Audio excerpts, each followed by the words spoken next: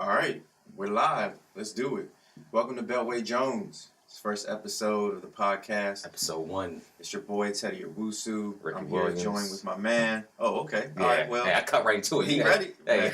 Ricky's fired up this morning, Hey, y'all. no introduction needed. Yeah, so we're just going to jump right into it. But before, we're going to give you a little preview of what the show is going to be about. Beltway Jones, like the name suggests, we're here in Washington, D.C. We're going to talk about sports kind of from a frame of reference of the D.C. area. Sports is all encompassing. We're going to talk about how politics, religion, sex, all of that stuff plays into sports, business, corporations. We're going to give you a behind-the-scenes look as we see it from our experiences being around the D.C. sports area, being involved in sports media, kind of a unique look at sports. So without further ado, we're going to get into it. Let's My get man, Ricky Will, we're ready. First up, we're going to give you some quick hits. Kind of starting off on a sad note, we're going to talk about the Santa Fe High School shooting a little bit. J.J. Watt has offered to pay for the funeral for the 10 that have been pronounced dead in the Santa Fe High School shooting massacre. Watt, as we all know, was awarded the Walter Payton Man of the Year Award earlier this year for raising about $37 million for Hurricane Harvey relief. You got any thoughts about J.J. Watt? Yeah, definitely. J.J. Watt, I mean, you said it right there. The man's a humanitarian. The man's always donating, always giving back to the community. Houston loves him. He loves Houston. Never want to see him go anywhere else. It's just sad, man. Another school shooting. I mean, Another one. Yeah. I mean, It's like monthly. yeah, pretty much. It's every month is Columbine. Yeah, it's crazy. From I remember being a kid when Columbine first happened, and it was, almost like a 9/11 type feel. Yeah. It's just what? Like, nobody really even what is it? Kids came in and shot up a school, and now it's so commonplace that it may miss people's news feeds. You may not even hear about it. You're like, oh, another school shooting. Like, oh, okay. You're always being conditioned to it. It's commonplace almost. But we love this move by J.J. Watt, stepping up and showing that he is a staple in the Houston community. Very great look for him, and praying for the people in Houston. Absolutely. Yeah. Shout out to J.J. Watt. Keep doing your thing, big boy. All right, so let's bring it inside the Beltway a little bit. Local hometown favorite D'Angelo Hall. Yeah, there we go, our boy. Yeah, so earlier this week, there were announcements of him retiring. The Redskins tweeted out, their appreciation for his contribution to the organization, kind of giving him a send-off, a nice little send-off. But then he comes back, a day later, or a couple hours later, I should say, and says that he's not officially retired. But we do know one thing that's official. He doesn't have a job. So... Dang, Teddy. So early this morning, you doing a man like that. I'm just saying, we don't need these confusing reports going on. So, D'Angelo Hall, it's probably more likely than not that he retires. He's 34 years old, coming off an Achilles injury. He doesn't look like he's totally, fully recovered from it. And even if he has, he's 34 years old. So he's not the D'Angelo Hall of man old. out the door. You see him finding a home or signing back with the Redskins? The only home I see him find is a senior citizen's home. Okay, so I'm going to be... Okay. All right, so, let's talk a little bit about D'Angelo Hall. I guess it's right, too. We have memories of D'Angelo Hall, especially on the Redskins. We don't really care about the Falcons or Raiders. Good for him in his career. But he only played, 8 games for the Raiders? Then he got cut? Yeah, then he got cut. But then he came right here. Al Davis, yeah. He came right here, and he had an immediate impact on the Redskins secondary. He did. And I remember his game against the Bears, intercepted Jay Cutler 4 times. And then Cutler talking shit after the game. Still. But D'Angelo Hall came here and set a tone for the Redskins secondary like I don't think anybody has since. Maybe a little bit Josh Norman, but Josh Norman is more of an individual performer. It's some guys you can't bring along with you. I know Swearinger now is kind of added to that. But Yeah. D'Angelo Hall came in and almost single-handedly gave the Redskins secondary a swag. Would you say D'Angelo Hall is the second best secondary member since Darryl Green? Or second best in Redskins history? Behind Darryl Green? Sean Taylor. Oh, the icon, the legend. Champ Bailey. He's getting Ooh, further. Yeah. Okay. He's right. up there. He's he's top up there. five? Since Darryl Green, or just top 5 Redskin history? That's tough. Redskins history. I mean, Will he's he be up there. Will he be on the Ring of Honor? I mean, did they put LeVar Arrington up there? Would you? Hell no. Nah. Chris Samuels. They got Chris Samuels up there. Yeah. If Chris Samuels is up there, because he didn't win anything, D'Angelo Hall should be. Of course, you played the Redskins the past 20 years. You won shit. Yeah. So, 30 years. But no, he definitely one of these impact guys. I mean, he was the face of the franchise. So, yeah, definitely Ring of Honor. A lot of people don't like him. I know he had earned the nickname Me-Angelo at one point in his career. That's funny. I like that one. Yeah, but, I mean, he was a good player. So, can't knock the guy. Wish him all the best of luck. I think he's, more likely going to be on the media side of things. He'll be great in media. Yeah, I think so too. Yeah. I've seen him on, some Fox programming, and he looks good out there. Yeah, it's sad that how his career ended. He tore the Achilles, and then the mid-season he gets the middle of the night to grab a slice of pizza. Then he tears his Achilles again. Yeah. I mean, it's just bad luck all around. But the dude finally came back. I think he played great this past year in that Seattle game. Mm-hmm. And then after that, it's like he fell off a cliff. Yeah. Father Time is undefeated. DeAndre Hopkins is a beast. We remember that scene from Hard Knocks. Oh. So anyway, this is supposed to be a eulogy. That's what it sounded like. Eulogy to D'Angelo Hall's Achilles and ankles, but no, great player. Absolutely. That DeAndre Hopkins played withstanding. But best of luck to the man. Speaking of Hard Knocks, they've announced that the Browns are going to be featured on this year. I can't wait, honestly. Yeah? I'm excited. You excited about the Browns? I'm excited about the Browns, period. Okay. Tyrod Taylor, Yes. Jarvis Landry, Okay. Josh Gordon is back. Woo. You got that tight end from Miami, what's his name? Njoku? Sounds like some Wakanda shit. I don't even know how to say his last name properly. Yeah, okay. You got Carlos Hyde back there, Oh, yeah. but you got Nick Chubb from Georgia. Oh, they're going to be mediocre. Hey, mediocre's better than 0-16. That is true. Hey, 5-11 would be a very successful season for them. How crazy is that? Deshaun Kaiser, you're supposed to be the franchise quarterback, and they're done with you already. You drafted in the second round. You're not a franchise quarterback. True. All right, let's move on. Des Bryant. We got the ops out there. We guess. All right, Des Bryant. He says he doesn't regret passing on the Ravens' offer of 3 years, $21 million.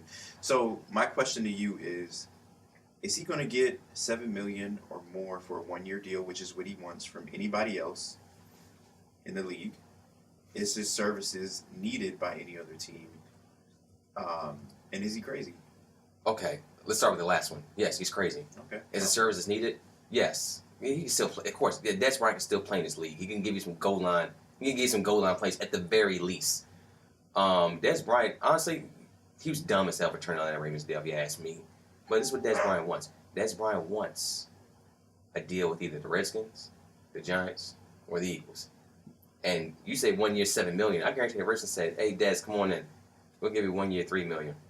Prove a deal. And if you're good, we'll take a look at you again next season." I guarantee he will sign that paper immediately. When have the Redskins ever offered less than market value? They've gotten better with their contracts over the past couple of years. They're not doing the Albert Hainsworth deals no more, the Adam Archulettas, the Brandon Lloyds. I mean, the list goes on. The list goes on. Yeah. So you think he wants to stay within the division? Absolutely. I heard his former teammate, Jason Witten, says that he would fit nicely with the Packers. And I kind of thought about that. When you reject the Ravens deal, it's not necessarily the money. This guy's trying to repair his reputation around the league. It's been all negative. He can't separate. He's a bad teammate in the locker room. Going to the Ravens won't help that. That's not going to get him paid. He's kind of like tapping out. And also with the NFL and their non-guaranteed contracts, he's putting himself at the mercy of the Ravens. If he has a bad performance next year with a rookie quarterback, injured Joe Flacco, or what's the other guy that's on that roster as a quarterback? Are you being facetious? I can't remember his. Rob? Oh, yeah. I think it's my Lamar Jackson. Oh, I forgot all about that guy. Yeah. So, I mean, you got Lamar. He's getting cut. The writing's on the wall. Okay, so you got a choice between Lamar Jackson, rookie quarterback, Joe Flacco coming off back surgery, hasn't looked the same since, or Robert Griffin III. You go to that team, You got three quarterbacks that probably can't get you the ball, especially since you're struggling with separation. Apparently, it's not a good look. You want to repair your image. You want to have a good season. Go to a team like the Packers. Go to a team like the Saints with a great fine, but it's not quarterback. his choice though. Why do you say that? You think Dez could just say, "Hey, Drew Brees, tell Sean Payton." Oh, not his. Yeah, no, definitely not his choice to go to one of those teams. But if there's an offer out there, or if there's a better shot of with the Chargers, somebody that a quarterback nice that's fit. competent, a competent quarterback that can rebuild a Des Bryant or show that Des Bryant is still useful if he's put in the right situation. All right. That's the only thing that makes sense to me. All right, this makes sense real quick. I'll tell you what's about to happen here. Let's be real. July's going to happen. Some receiver for the Redskins going to go down. Next thing you know, here comes number 88 trotting on the field. Des Bryant in the burgundy and gold. Dan Snyder's too greedy for it not to happen. Des Bryant for the burgundy and gold. I don't want it. But you think Dan Snyder's not going to try to make it happen? I don't know. I mean, I don't see it as. I don't know. I mean, doing this a little bit different, but yeah, I don't see that as a fit necessarily. And just to spite the Cowboys, I don't know. I don't see that. I see Des Bryant somehow landing in a good position with a competent quarterback that can kind of repair his image. I see like a but Chargers. Chargers don't want him. Yeah. This team's they saying we wouldn't get that motherfucker the minimum. That's true. That's true. Should he go the way of D'Angelo Hall? Should we go find him a senior citizen's home?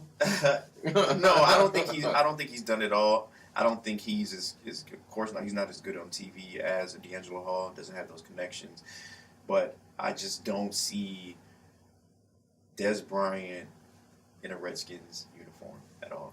I don't see it, but crazy shit has happened. It has, and we are talking about the Washington Redskins after all. So this is true. Never underestimate your enemy. let's stick with the NFC East in the NFL and the Eagles. So the Eagles Super Bowl 52 champions, and it's a tradition for the NFL's Super Bowl champions to visit the White House. This is true. It's been a number of teams in other leagues, number of championship teams in other leagues who have decided to forego that visit because of their political beliefs. Golden State Warriors. Golden State Warriors come to mind, and the controversies around Donald Trump and his policies and disagreements. So let's talk about this a little bit. The Eagles are planning to visit the White House on June 5th. There have been a number of incidences with, Malcolm Jenkins, who has been very vocal during the Colin Kaepernick protests. The owner, Mr. Lurie, who is quoted as, he had disagreements with Trump and his administration. He had comments that leaked publicly. So there's a lot of, backstory to the Eagles and should they or should they not, attend the visit. But they are. So how do you see this playing out? And do you see any foreseen drama going on? I don't see any drama going on. And actually, at first I was like, that organization is pretty progressive in their thinking, in their politics and the way they move. Going there honestly and talking to somebody, when you have a problem with somebody, the best thing to do, honestly, is to talk it out. It's not to sit in one corner, you sit in another one, and then we'll just beef for the next, plus how many, years and whatnot. So them going there, it may not change anything, but they can go face to face and at least let the man know how they feel and put it out there and at least know where we stand at. We came here we are. We'll be professional as as teams have done in the past with the president. Whether you agree with him or not, it's still a way to go to the White House and make the Redskins look bad for another year of them not being there. Yeah, tied all in. But not seriously though. It's interesting. I know Malcolm Jenkins. I know he's not going. He's doing other things in the D.C. area, but it's interesting. I'm curious how it goes down and what exactly what conversations they have behind closed doors. Is more so what I'm interested in. Yeah, I wonder if there's an opportunity for that as well. Yeah. I agree with you 100%. To me, it comes off as very cowardice for you to throw pot shots at the president in the media and long distance, right? But you have an opportunity that not many people who disagree with the president and his administration have to actually meet him face to face and have an opportunity for discussion on a level playing field, so to speak, right? So if you have these disagreements, if you feel that they're that important, you're kneeling on the field for a reason, or whatever you're doing in protest, you have an opportunity to, you know, go to the person that should be able to affect policy, the person that you disagree with the most. You should be able to have a conversation and have cogent points to present to him. Absolutely. And it's not just the president you're going to meet. You're going to run into a whole lot of other officials. Great point. Like even if you can't get through to him, there's other people you can still talk to in that building running around, staff members, other congressmen, congresswomen. There's a lot you could do while you're in D.C. during that time. I mean, it's a pretty big event. You know, you got the Eagles Super Bowl champions, NFL most popular sport, and actually, I mean, it is America's pastime. Check the numbers. Yeah. And you being there, it's a big event. You know, you got congressmen from your own area in Philly too that probably want to, hey, you know, let me talk to y'all real quick as well. You know, get a couple photos. So there's a lot of good that can happen with it, even if you can't get through to the president. But going, like you said, don't take shots at somebody, and then, you know, stay home when it's time to show up. If they invite you out there, go out there and say the same thing. There ain't nothing wrong with that. Yeah, I think it just goes to show that, you know, a lot of these protests or a lot of these movements, especially with these athletes, are more emotion-based. They're emotional. They're getting swept up in, you know, the media narrative of the day. Because like you said, there's plenty of opportunity to network, and not only that, not only voice your opinion, but learn how the political system kind of works. Learn who the players are. Introduce yourself to those types of people, and that's how you affect change. That's how you figure out what the game actually is to actually get things done. There has to be an end game. Right. Is it your game? Is it your purpose just to complain and whine and make noise for attention, or are you really serious about the issues of police brutality or whatever it is you feel is important? And I think this is an opportunity that a number of people are squandering, especially, you know, we go back to the Golden State Warriors. A lot of their players actually had, we would call it social media altercations with the president, right? Right. And it just looks bad on both accounts. Now, you could have taken that opportunity to, like we said, actually get to the White House, talk to policymakers, and, you know, kind of, you know, present yourself, like have a more presentable type of way of kind of putting your issues out there instead of just this back and forth kind of childish banter. But just according to SB Nation, as you said, safety Malcolm Jenkins will not be attending, along with former UMD standout Torrey Smith, who's now Super Bowl champion twice. Yeah. Crazy shit has happened. Defensive end Chris Long, and the speculation is that running back and two-time champion, back-to-back champion LeGarrette Blount will not attend because he didn't attend last year with the Patriots. Yeah, those are the guys that actually I want to be there to talk to him.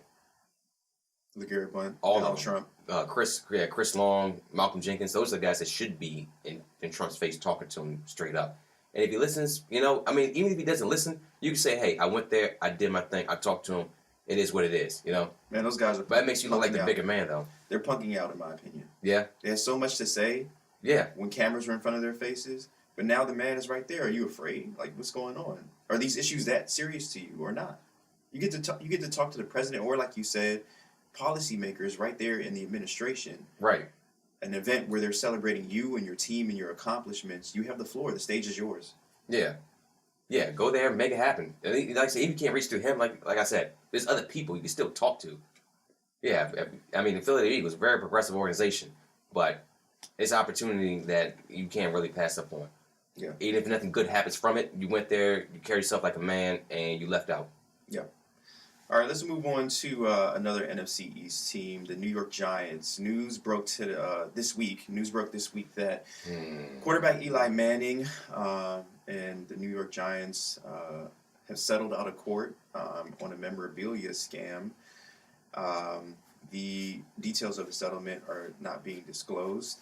The whole issue occurred over quarterback Eli Manning and the New York Giants creating bogus game-worn football gear to pass off as real memorabilia that they were selling, and also that they had placed in the Pro Football Hall of Fame. So a number of Eli's helmets and jerseys that are sitting in the Football Hall of Fame are actually forgeries. Eli Manning has come out at the beginning of last season to say, you know, I'm a man of integrity. I've never had any of these issues, and This is an attack on my integrity, all of that stuff. You can read the details in the New York Post, but I kind of just want to get our thoughts on, because we followed this case a little bit. Yeah. Get our thoughts on what we think really happened. They settled out of court, so the case is pretty much done. But the truth hasn't come out. So Well, when you settle, I mean, that tells me enough already. not in every case. Okay, if you want someone to like a rape charge, you just want this thing to go away. Here, just take this goddamn 60,000, run out of here, leave me alone. But this right here is something that this isn't that right here. You wasn't facing any jail time. I feel like Eli could have fought this. He could have, but I think he's guilty. I do too. I think there are emails that have been exchanged with Mhm. Eli explicitly saying that he was going to get fake jerseys and fake helmets. It was reported. Well, his lawyers came out and said that those emails were taken out of context. Well, what is the context?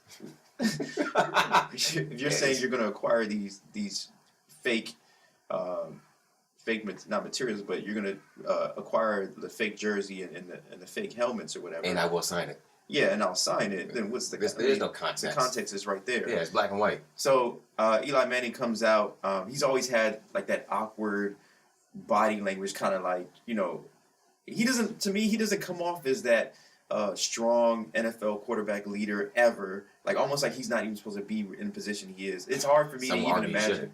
Yeah, it's hard for me to even imagine. Like you say, he's a 2-time Super Bowl champion. Like that doesn't fit the Eli Manning I know. This is my thing right here. Where's Roger Goodell in all this? Why isn't Eli Manning getting suspended? You want to suspend everyone else for everything. You want to suspend Tom Brady because he may have deflated the ball. You want to suspend Ezekiel Elliott, even though it was clear that the man didn't do anything. And you gave that motherfucker 6 games. Eli Manning, very quiet. I'm not hearing anything about that one. Yeah, you're right. How many times has the NFL, oh no, FBI, oh no, local police department, we'll handle the investigation. Our own investigators will take care of that. Yeah, we'll hand out our own punishments. Fuck the U.S. law. We have the NFL Protect the Shield Code of Standards. Oh my God. This is Roger Goodell once again protecting the shield. And nothing's going to happen from it. And Eli Manning should, at minimum, that should be 4 games. Yeah. I mean, you have people that have gone to court and been exonerated that have still gotten suspended. Yeah, exactly. He settled out of court. In this case, I do believe he's guilty of sin. I believe that the New York Giants are a part of the scam as well. But you know why? And there may be other teams. You know why they're getting off, though? Why's that? Is that they got that old NFL money. The Mars and the Mara Rooney's. family. Yeah. Yeah, Mars and Rooney's. Steelers and the Giants. Yeah. Yeah, I mean, that's some powerful people right there. That's true. Roger Goodell kneels at the throne when it comes tomorrow. They are the NFL. Yeah. Legacy. But yeah, so the case is settled. We know it's bullshit, but it's this is how things go. Yeah, Eli Manning, 4 games minimum. Roger Goodell, once again, shows that he's the worst commissioner in all the sports that ever existed. I think even Dodgeball Association, the American Dodgeball Association of America, I'll take that commissioner right there from that dodgeball movie over Roger Goodell. Me too. It would be perfect. I'll take Jackie Moon from Semi-Pro over Roger Goodell. Hey, sign me up. All right. So, last little story before we get into the meat of the show. Hey. All these side dishes. So gambling, the Supreme Court of the United States has removed the ban and now is allowing states to determine their own gambling laws. Immediately, New Jersey and Atlantic City will be open for business by the start of the NFL season. And some other states that are following suit before the NFL regular season speculated that Pennsylvania, Connecticut, West Virginia, and Mississippi will also be ready to allow legalized gambling before the start of next NFL season. And kind of another little tidbit, Las Vegas can now host NCAA games. The NCAA had determined that they would not host any more tournament games in Las Vegas because of the legalized gambling in that state. So what do you think this means for professional sports now that we're going to have more states that are going to allow gambling? You better make sure the referees are on payroll all year round, and they better have no side jobs. Keep the referees inside the house. You can have more of them Donahue, whatever the hell his name is. Yeah, more of them running around. Of course, you think Donahue was a lone wolf? No, absolutely not. And we talked about this before off camera as well too. No, I don't think he was. And he said there are more of you out there. Yeah. And I believe there are more of him out there right now officiating games. Yeah, I find it. The only thing I find crazy is that he's willing to kind of out mafia guys, but not actual referees, which is kind of telling to me. I mean, you're more afraid of outing the referees, or you're more concerned about outing referees than you are mafia guys. That's also true too. That's weird. Yeah, But I don't know. Maybe the referees they ain't playing around. Maybe the referees. I mean, who knows? They got them side jobs. Who knows? Who knows what they know? right. I mean, Who knows what they do? if you look at the history of legalization in this country, whether it's prohibition in alcohol or marijuana coming Marijuana up, right now, yeah. it's always that the entity of power, in this case the government, wanting to get their Tax. That's it. So I see this as the NBA, NFL saying, look, our referees are running rampant. They're running an underground market where we have these bogus calls going on. They're influencing games, and they're getting paid. We need to go ahead and get paid. You have the NBA, whose refs are notorious. We just talked about Donaghy, but you can watch playoff games. You can watch series and go back and see, because they directly influence points and whether or not a player is, qualified or disqualified to play in the NBA, that they have huge influence on the games. They can almost control or predict outcomes. There have been a number of documentaries on games, whether it's the MLB, NBA, or NFL being rigged in the past. But let's just stick with the NBA. I got a good example for you with NBA. You know this game. Let's go ahead. That Lakers Kings game. I don't know that game. The Lakers Kings game? No, never heard of it. But no, go ahead. Western Conference, I think it was 2003. No, not Lakers Kings. It was Lakers Portland. Was it Game 7? Game 7. Fourth quarter, the Trailblazers up 15 in LA. Mhm. And you know that David Stern started making some phone calls.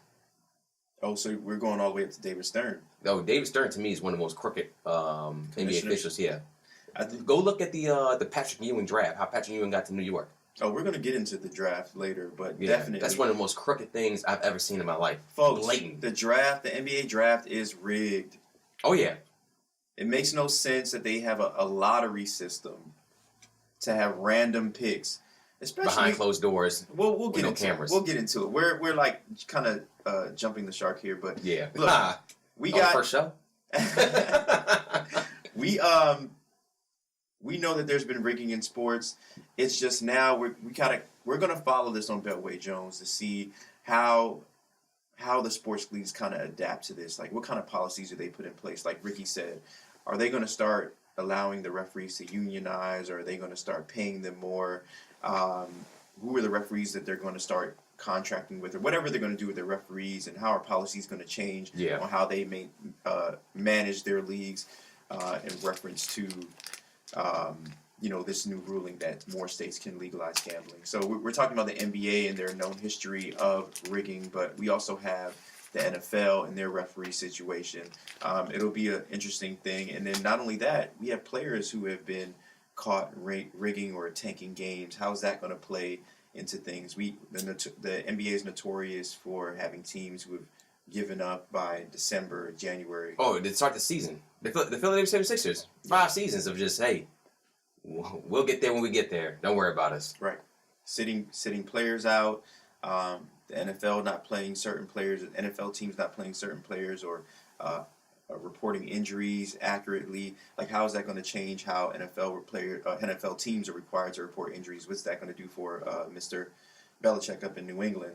You think you can see some criminal cases for not reporting injuries, or teams Civil policy cases, taking? some suits. You're putting the government involved with this now. Exactly. I mean, yeah. The local governments at least.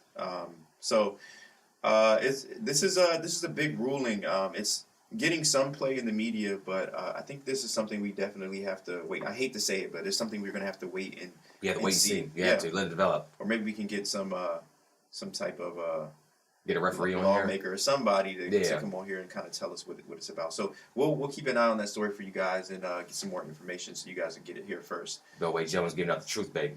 Yes, sir. So let's take a little break here, like a 5-minute break, and then we're going to kind of get into the meat of the show.